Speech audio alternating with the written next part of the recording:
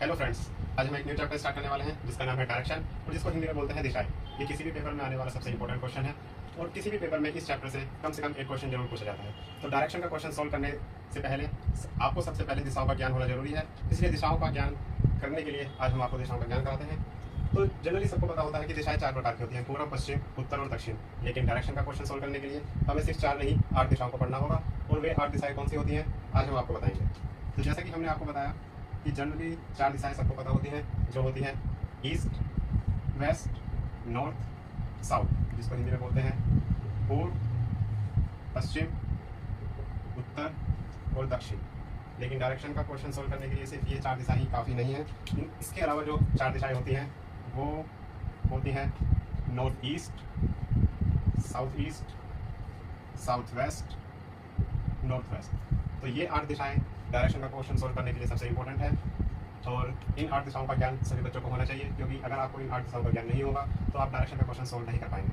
तो स्टार्ट करते हैं डायरेक्शन। अगर मान लिया किसी भी पेपर में आपको बोलता है कि आपको पूर्व चलना है, पश्चिम चलना है, उत्तर चलना है या दक्षिण चलना है, तो सबसे पहले आप एज्यूम करेंगे आप ग्राफ के मिड में खड़े हैं। अगर क्वेश्चन में आपको बोलता है कि आपने पूर्व में चलना स्टार्ट किया है तो आप अपने आपको मिड से एज्यूम करते हुए पूर्व में चलना स्टार्ट करेंगे।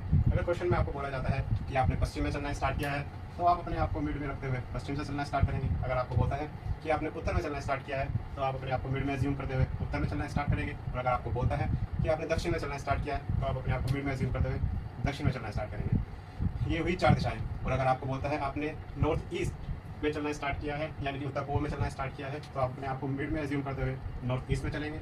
और इसी तरह साउथ ईस्ट, साउथ वेस्ट और नॉर्थ वेस्ट को फॉलो करें। हाँ, तो जैसा कि हमने अभी आपको बताया कि दिशाएं 8 प्रकार की होती है, इसमें हम एक कदम और आगे चलते हैं। अगर मान लिया वो दाएं मुड़ने के लिए या बाएं मुड़ने के लिए बोलता है तो हमें सबसे पहले ये याद रखना होगा कि डायरेक्शन का क्वेश्चन सॉल्व करने के लिए दाएं कौन सा होगा और बाएं कौन सा होगा। अगर आप पूर्व दिशा में चल रहे हैं और क्वेश्चन में वो आपको दाएं मुड़ने के लिए बोलता है तो अज्यूम करेंगे कि आपका जो हेड है वो पूर्व दिशा की ओर है और आपका दाएं इस साइड होगा, यानी कि राइट। और अगर मान लिया वो आपको बाएं मुड़ने के लिए बोलता है तो आपका बायां इस साइड होगा, यानी कि लेफ्ट। इसी प्रकार अगर क्वेश्चन में आपको उत्तर की तरफ चलने के लिए बोला गया है तो फिर उसके बाद बोला गया है कि आप दाएं मुड़े हैं, तो उत्तर में चलने के बाद आपका दायां ये साइड होगा और आपका बायां ये साइड होगा।